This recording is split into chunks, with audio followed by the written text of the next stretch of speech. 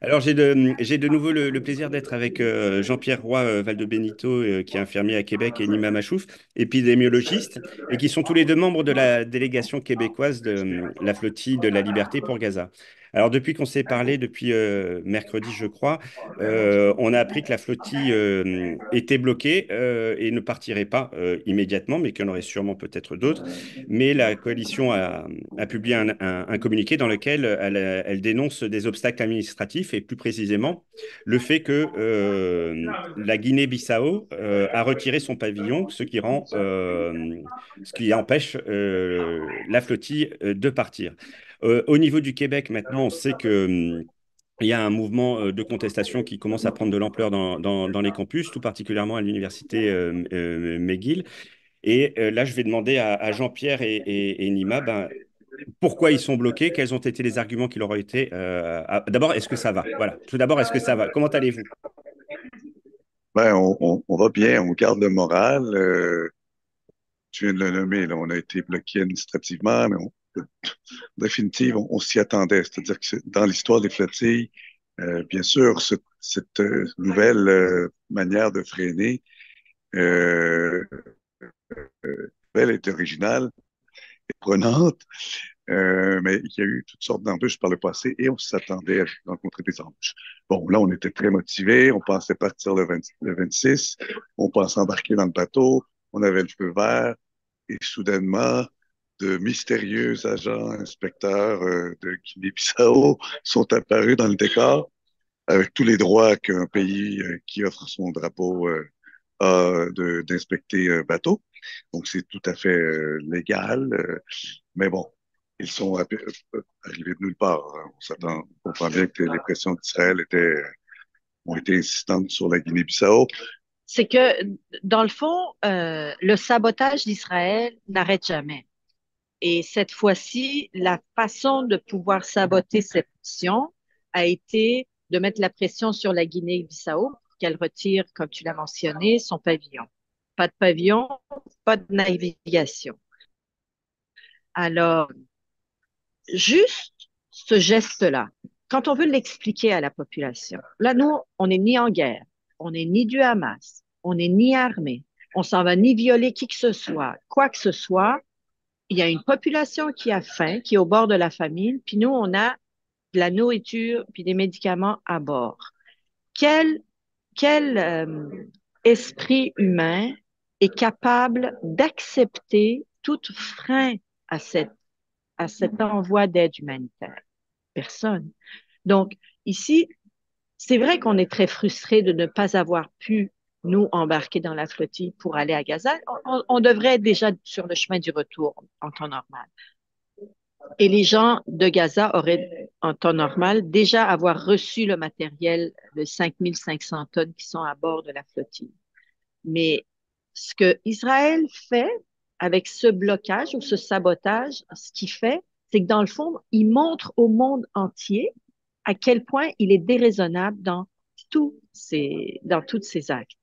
Et c'est aussi révélateur de cette absurdité, de cette injustice. Alors, c'est vrai qu'on part pas là, mais ici, les gens sont pas du tout désespérés, sont 10 fois plus fâchés de ce qui se passe. On va retourner à la maison pour le temps que le bateau puisse à nouveau trouver un drapeau pour pouvoir naviguer. Et après ça, on va être de retour à la mission, à la flottille. Et les gens sont encore plus convaincus de l'importance de ça. Parce que si ce n'était pas important, Israël n'aurait pas déployé autant d'efforts pour empêcher cette aide humanitaire à arriver à Gaza. Parce que on se comprend, le fait de briser le siège, c'est pas une anecdote. De se rendre à Gaza, c'est briser le siège, c'est contester l'occupation militaire israélienne sur le territoire palestinien. C'est aussi important pour nous que pour Israël, symboliquement, de naviguer, même si on a que 5500 tonnes. On a beaucoup de tonnes, là. C'est pas peu, mais et les besoins sont beaucoup plus importants. Mais l'aspect symbolique a une teneur politique très forte. C'est pour ça qu'on bloque. Internationalement, il n'y a personne qui a donné le droit à Israël de gérer Gaza. Il n'y a aucune instance internationale ni aucune instance nationale qui a confié la gestion et l'ordre de Gaza à Israël. Israël a imposé un blocus, a imposé un siège sur Gaza depuis 17 ans, chose qui est totalement illégale, mais tous les pays font comme fi de cette information-là, font comme si ça n'existait pas et ne s'en plaignent pas et tout le monde le respecte. Alors, la flottille, ce qu'elle a décidé de faire, c'est justement ne pas respecter cette auto-réclamation d'Israël d'avoir le droit de gérer Gaza, tout ce qui entre et tout ce qui sort de Gaza. Nous, on s'en va pas en Israël. Si on allait en Israël, on aurait demandé la permission à Israël. Mais nous, on s'en va à Gaza. On n'a pas à demander la permission à Israël pour qu'Israël soit bien certain que on n'est pas en train de l'attaquer pour se sentir en danger. La flottille a été inspectée par la Turquie puis par une instance internationale et il n'y a rien qui puisse mettre Israël en danger dans notre flottille. La seule chose qu'on fait, c'est nous, on respecte les droits internationaux, puis on dit, Israël n'a pas d'affaire à vouloir nous inspecter ou nous donner ou pas une permission d'entrer à Gaza. C'est aux Gazaouis de nous dire, on veut pas de vous s'ils veulent pas à Israël. Alors, vous étiez 280 dans la délégation. Au moment où vous avez appris que la Guinée-Bissau retirait le pavillon, quelle a été la réaction des autres délégations? Bien, première Il y avait réaction, c'est beaucoup d'émotions oui, oui, dans oui, l'air, oui, oui, beaucoup c'est d'émotions beaucoup dans l'air, de colère, de déception, euh, mais surtout de la colère. oui, oui. Mais assez rapidement, ce qui a guidé, tu passes de la colère à la détermination, en fait. Puis là, le mot d'ordre ici de la coalition internationale, c'était, écoutez, retournez chez vous, nous, faites pression sur vos gouvernements, on fait des démarches pour trouver un nouveau pays pour venir enregistrer le bateau, continuez à faire pression sur vos gouvernements impérialistes et on va continuer. C'est une question de semaine. Et ça montre aussi, en fait, ils nous ont dit, c'est justement, ça fait partie de la lutte.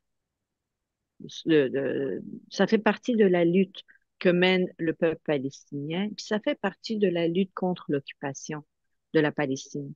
Euh, on, c'est ça. Israël fait toujours à sa tête et s'impose, sabote, euh, viole les lois internationales.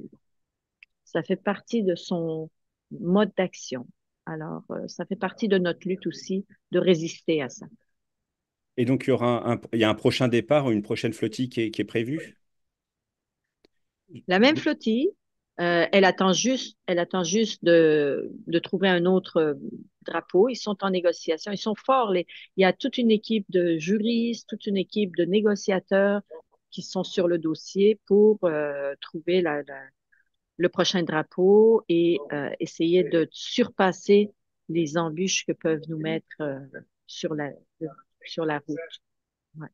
Et là, vous nous disiez, retournez chez vous, je vous cite, hein, faites pression sur vos gouvernements.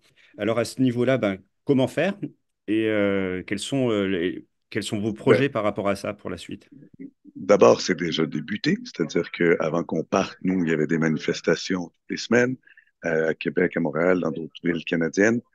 Euh, il y a les campus américains qui redonnent un nouveau souffle. On était ici et ça a commencé pendant qu'on était ici. Ça, pour nous, c'est le signe d'un mouvement, d'un renouveau du mouvement de solidarité pour la Palestine. On s'inscrit là-dedans. Nous, évidemment, on fait beaucoup de relations médias, on essaie de témoigner de ce qu'on vit. On va retourner, on a fait, on a envoyé une lettre à Mélanie Joly, que vous avez sûrement pu voir passer là. Ben, elle est là, entre autres, une interpellation directe à la ministre des Affaires étrangères du Canada euh, pour lui proposer des choses bien concrètes, très, très, très concrètes. Et on veut la rencontrer pour lui prendre la balle au bon à son offre de nous rencontrer. Donc, on lui retourne une lettre On lui a retourné une lettre aujourd'hui.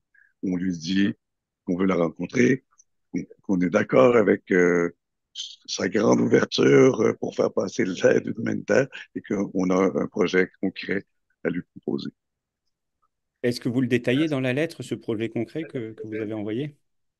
Est-ce- On l'a pas détaillé, mais on lui a dit, on vous a entendu à la radio disant que vous êtes pour l'ouverture des frontières, pour que plus d'aide humanitaire se rende à Gaza. Vous êtes très touché et très concerné par ce que vit actuellement la population à Gaza, que vous savez qu'ils sont au bord de la famine, que vous êtes pour toute initiative d'aide humanitaire et de toute façon, vous collaborez déjà à plusieurs initiatives d'aide humanitaire pour Gaza. Alors, en fonction de tous ces éléments-là qui font partie de votre politique internationale, ben nous, comme Jean-Pierre l'a dit, on a une proposition très concrète à vous proposer. On a des propositions très concrètes à vous faire à travers la flottille. Alors, on a demandé une rencontre pour lui en parler. Non, on va pas les trucs qu'on veut leur proposer, on les a pas encore annoncés. On va les annoncer une fois qu'on aura rencontré Madame Joly.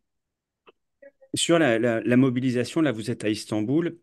Est-ce que là, on a l'impression qu'il y a quelque chose un peu d'historique qui est en train de se créer dans la mobilisation étudiante, parce qu'on n'avait pas vu ça, à mon avis. Enfin, je ne suis pas historien des mouvements étudiants, mais ça rappelle vraiment pour tout le monde le référent, c'est 68, donc ça fait quelque chose d'un peu historique là depuis.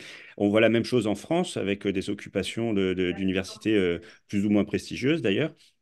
Et je me demandais si en Turquie ou les gens que vous voyez dans la délégation ont constaté la même chose dans leur pays.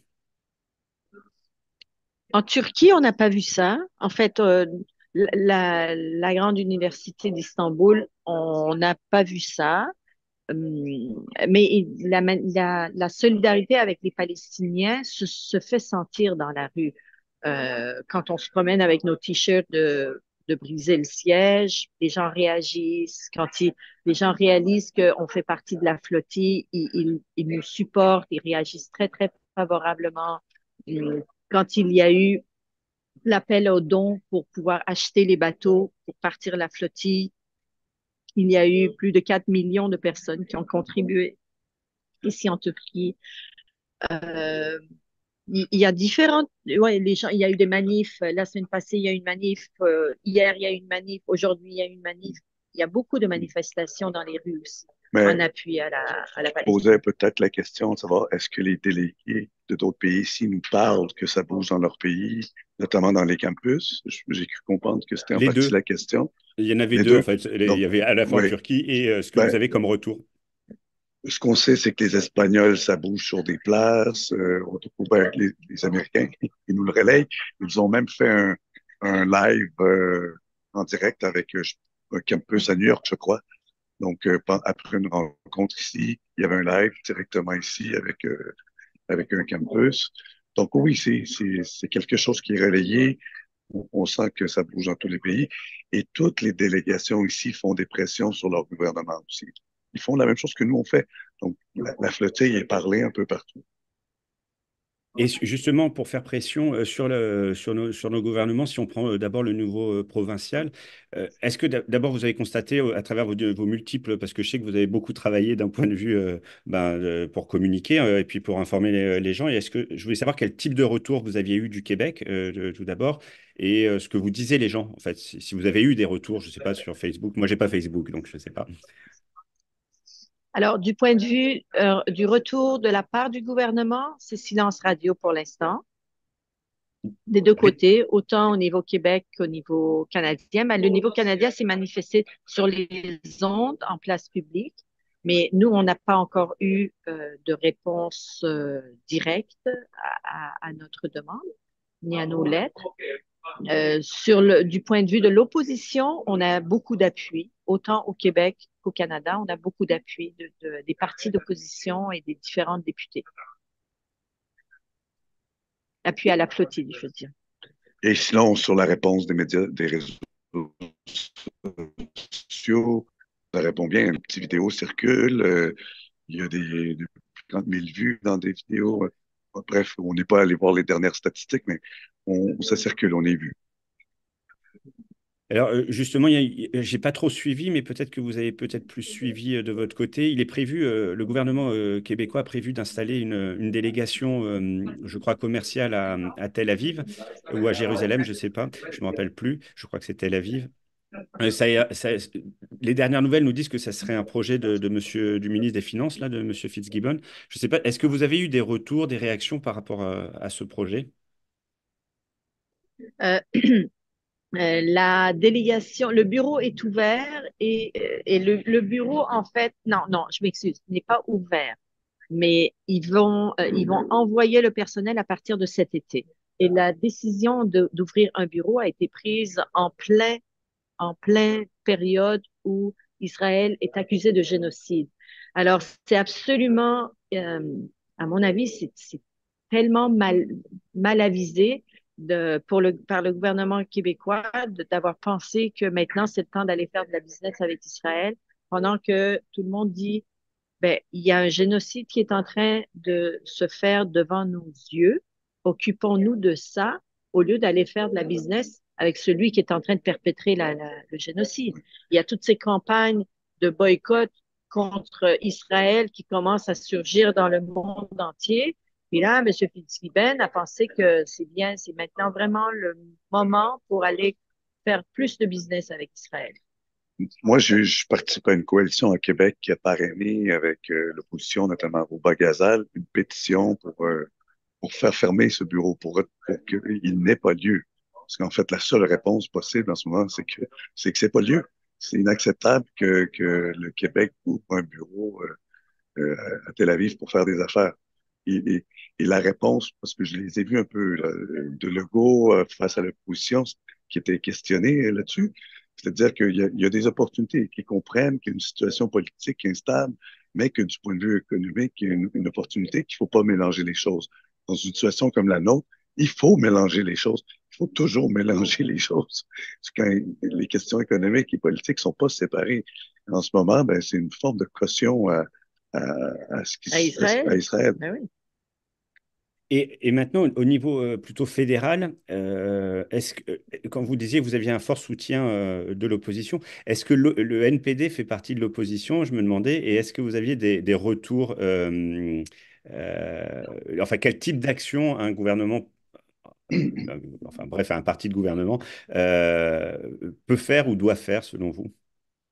Mhm. Oui, on a l'appui du NPD, on a aussi l'appui du Bloc, on a l'appui.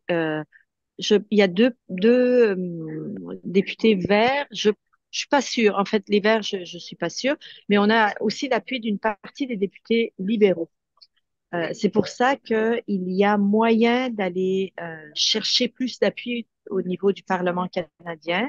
Et d'ailleurs, ça fait partie de nos plans d'action au retour, d'aller faire des missions diplomatiques, d'aller agir au niveau de la diplomatie canadienne et au niveau du Parlement canadien pour faire de demandes concrètes par rapport à la flottille, entre autres l'appui à la flottille. Et on est assez confiant que ça puisse marcher. Il y a quelques semaines, le NPD avait amené une motion au Parlement canadien pour demander la reconnaissance de la Palestine officiellement, que le Canada reconnaisse l'État de la Palestine. Et ça n'a pas marché, mais avec les négociations qui a eu lieu, ils ont quand même réussi à aboutir à l'embargo sur les ventes d'armes à Israël, ce qui n'est pas du tout anodin, ce qui est quand même très, très bien. Alors, on pense qu'on pourrait aller un peu plus de l'avant et demander, ben, il y a eu il y a eu l'appui au couvre-feu aussi, C'est le feu. au cessez-le-feu aussi, et on pense qu'on pourrait aller demander plus pour casser le siège ou appuyer la flottille du moins. Alors là-dessus, il y a eu une petite controverse, en tout cas au Québec. Je ne sais pas si, mais si certains lisaient l'interdiction de vente d'armes, non pas une interdiction de vente d'armes immédiate, mais la fin des autorisations d'exportation. C'est-à-dire que toutes les autorisations qui avaient été données sont maintenues. Je ne sais pas si vous avez eu les mêmes retours que nous ou que moi. Là, peut-être que je me trompe, mais il y a eu un. En gros, j'insiste un peu là-dessus parce que du coup, ils ont quand même, d'après certains en tout cas, continué à livrer ce qu'ils s'étaient engagés à livrer. Je sais- Ah oui? Ah Ah, oui, je sais OK. pas si vous avez entendu Je parler, sais je pas. sais J'ai pas. pas eu les. Ouais. Je connais pas les détails de ça, mais le principe de cesser de vendre des armes à Israël, euh, le principe a été accepté. Alors, moi, je me serais attendu qu'ils qu'ils mettent l'embargo aussi sur tout ce qui est en route. Mais bon, Bah, moi aussi. c'est pas très, très étonnant de notre gouvernement actuel. Bah, c'est surtout que c'est tellement obscur qu'on ne sait pas combien il y a d'autorisations non plus. Donc, bon, bref, je me demandais s'il y avait eu des retours, mais peu importe. J'ai une autre question. Maintenant, au niveau des plus bas, si on part du gouvernement provincial, fédéral, et maintenant au niveau des réactions, plutôt au niveau des syndicats, des organisations de travailleurs et de travailleuses, je me demandais, est-ce que vous avez eu des retours? Est-ce que vous avez eu des soutiens? Je sais que vous aviez fait un appel aux dons. Donc, je me demandais s'il y avait eu des contributions, alors à la fois des syndicats et peut-être d'autres structures. Ben, d'abord, on a eu une salutation officielle, formelle de la part du CISO, l'acronyme, le Centre de solidarité Centre international de ouvrière. solidarité ouvrière. Solidarité ouvrière, c'est ça, excuse-moi. Qui nous a fait une salutation officielle où se retrouvent toutes les centrales et les fédérations importantes au Québec. Là. C'est le lieu de convergence, c'est là où, sur les questions internationales, il y a souvent il y a des réactions. Donc, ils sont intervenus pour nous saluer.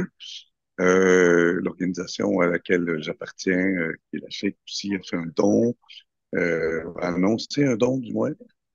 Mais c'est tout un travail à construire, en fait. Mhm. C'est un travail à construire, la solidarité concrète avec la flottille et sur certains autres syndicats à la solidarité pour la Palestine.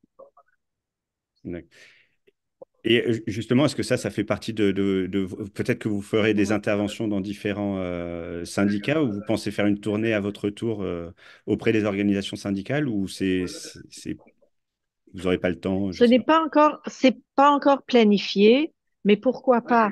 Et les syndicats ont toujours été solidaires de la cause de la Palestine et aujourd'hui, avec ce qui se dessine dans la région, on a plus que jamais besoin de leur appui. Hum, Moi, je pense que c'est une très bonne idée et s'ils nous invitent à aller les rencontrer, ou on pourrait demander à aller les Absolument. rencontrer je pense que je m'attends à ce que ce soit une réponse favorable de la part du syndicat. Et donc, du coup, dernière question, au niveau des étudiants qui se mobilisent, est-ce que vous avez été contacté? Est-ce que, il faut faire un relais auprès d'eux pour faire un retour, comme vous me disiez que les organisateurs ou organisatrices, d'ailleurs, vous m'avez souligné la dernière fois que c'était très féminin comme structure. D'ailleurs, il faudrait l'analyser, ça, je pense.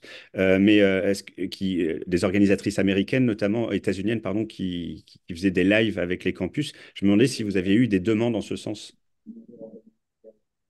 d'étudiants. On n'a pas eu de demande officielle, mais dans notre petit groupe à Montréal, il y a des étudiantes qui sont connectées au mouvement étudiant actuel.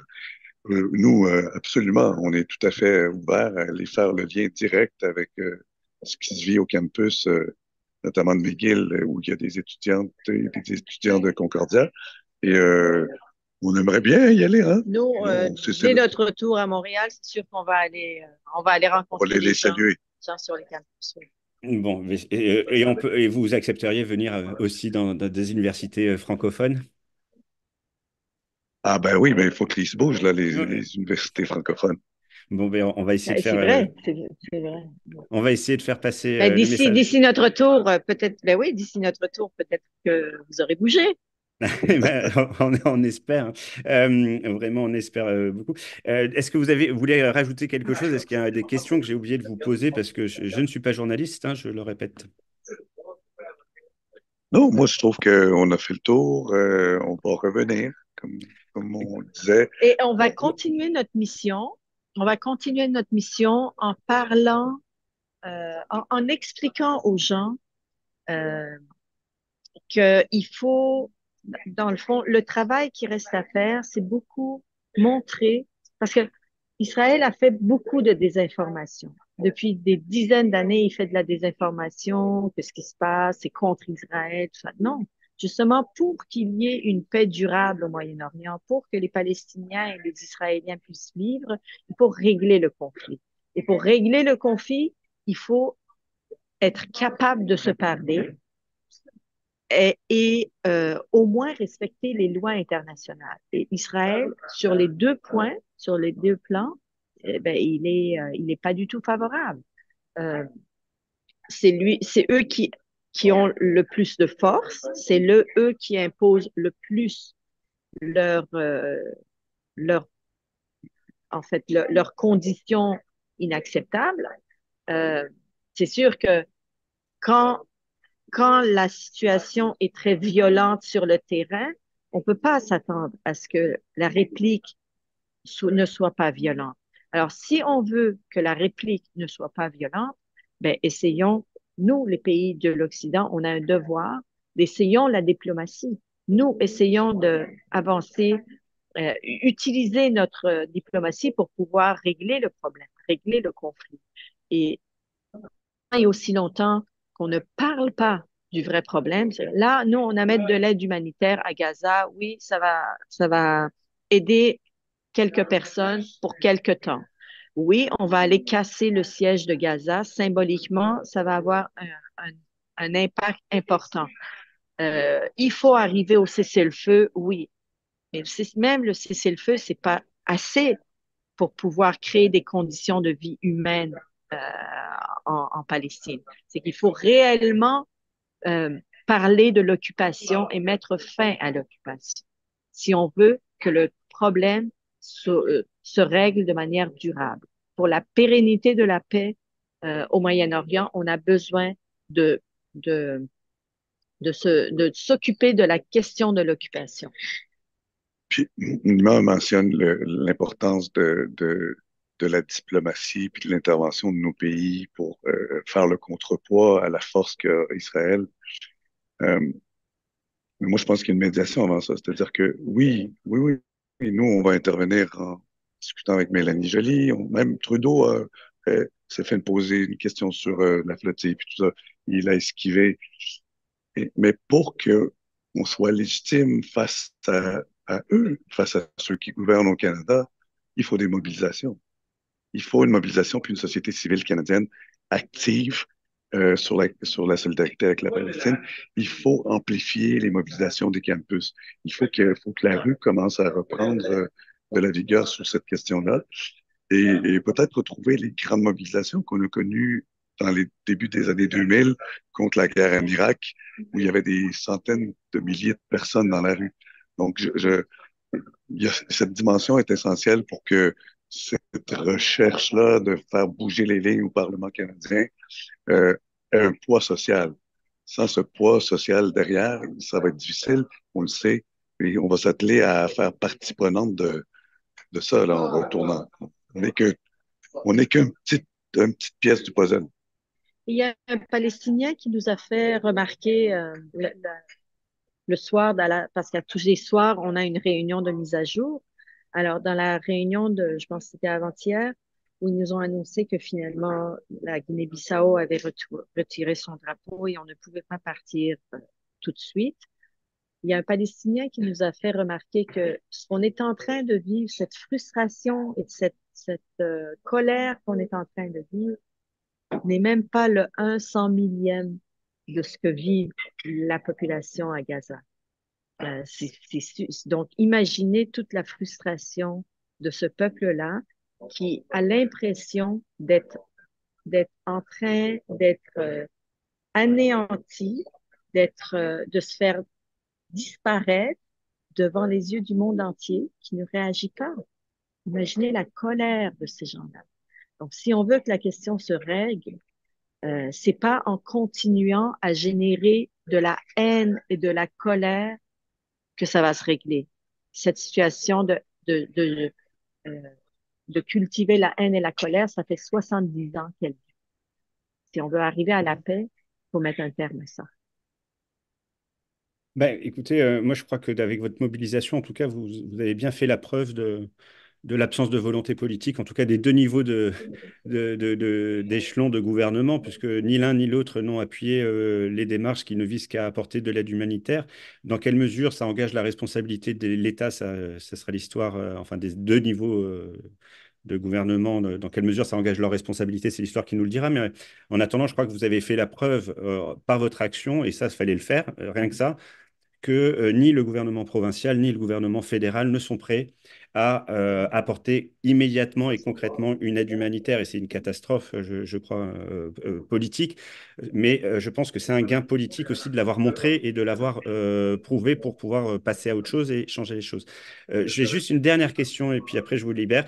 C'est juste, vous pensez rentrer quand pour savoir quand est-ce qu'on va pouvoir vous mobiliser sur les campus et dans les syndicats? Dans les prochains jours. La Dans les... date oui, oui, c'est probablement le 1er mai, c'est symbolique, là, mais bientôt, là. D'accord. On confirme nos billets, puis on arrive. Bon, eh ben, peut-être on se reparlera d'ici là, peut-être demain ou après-demain, vous me direz. Et en tout cas, ben, merci, c'était super là, d'échanger avec vous. Et puis merci pour, enfin, c'est courageux, c'est très courageux ce que vous avez fait. Et puis, ben, merci pour toute la lutte.